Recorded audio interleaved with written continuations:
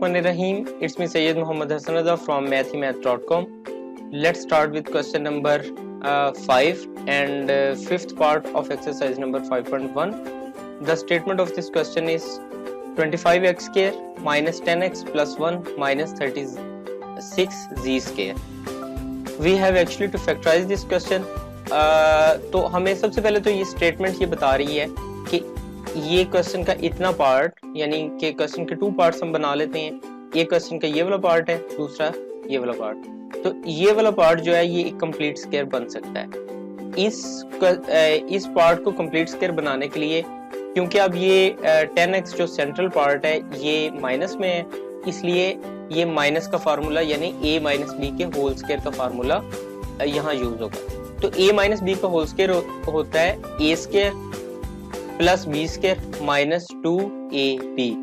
तो इसको भी इसी फॉर्म में लाने की कोशिश करते हैं। ये हमारे पास आ जाएगा a का स्क्वायर यानी 5x square minus 2 into a हमारे पास आ गया 5x, b हमारे पास 1 यानी, और ये साथ में b का स्क्वायर आ जाएगा।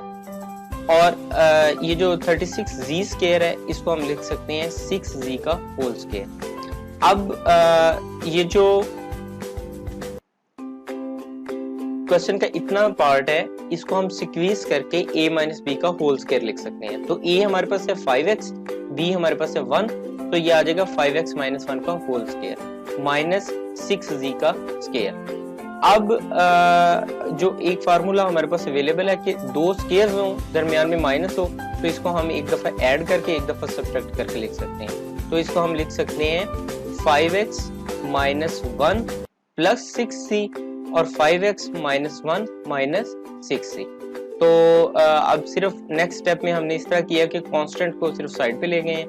तो ये आ जाएगा 5x प्लस 6z माइनस 1, यहाँ पे आ जाएगा 5x माइनस 6z माइनस 1।